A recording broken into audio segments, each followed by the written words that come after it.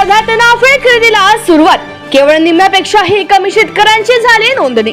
वर्ध्यात बाजार समितीमध्ये नाफेडच्या खरेदीला सुरुवात झाली आहे।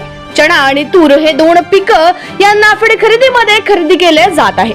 नाफेड अंतर्गत वर्ध्याच्या बाजार समितीत 270 शेतकऱ्यांनी नोंदणी केली आहे।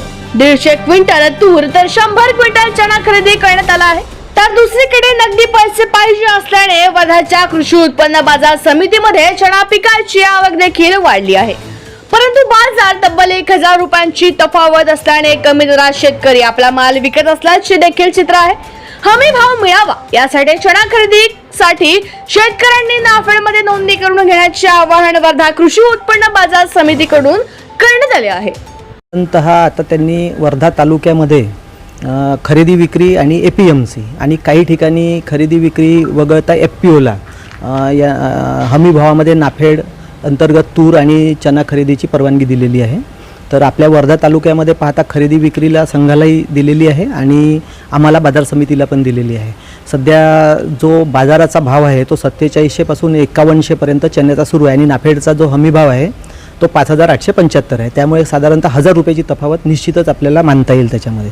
त्यामुळे जास्तीत जास्त शेतकऱ्यांनी नाफेड अंतर्गत नोंदणी करून घ्यावी आणि सध्याची जी युद्धजन्य परिस्थिती लक्षात घेता पुढे मार्केटची बाजाराची स्थिती काय राहते याचा आढावा घेऊन त्यांनी आपला शेतमाल विक्री करावा। परंतु त्यांनी नाफेडची नोंदणी यासाठी करावी की जर बाजाराची स्थिती सुधारली नाही तर त्यांना कमीत कमी नाफेडचा तरी भाव मिळेल, अशी आमची बाजार समिती प्रशासनाच्या वतीने शेतकऱ्यांना विनंती आहे। चण्यामध्ये बाजारातली आवक आणि आता सध्या जी नाफेडची आवक आहे ही साधारणतः 100ला 60 म्हणता येईल आपल्याला, की 100 क्विंटल जर बाजारात येत असेल तर 60 क्विंटल आजच्या परिस्थितीमध्ये नाफेडला येऊन राहिलेला आहे।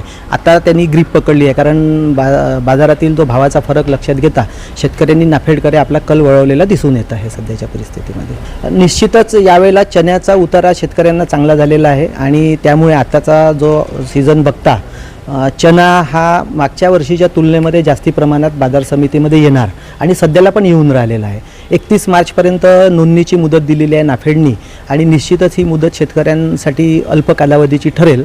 त्यामुळे आमची शासनाला पण विनंती राहील की त्यांनी कमीत कमी 30 एप्रिलपर्यंत मुदत वाढवावी जेणेकरून शेतकऱ्यांना नाफेडच्या हमीभावाचा लाभ घेता येईल। ही सध्याची परिस्थिती लक्षात घेता ही मुदत वाढवणं निश्चितच शेतकऱ्याच्या हितार्थ आहे आणि शासनाने याबाबत योग्य निर्णय घ्यावा अशी आम्ही शासनाला विनंती करतो।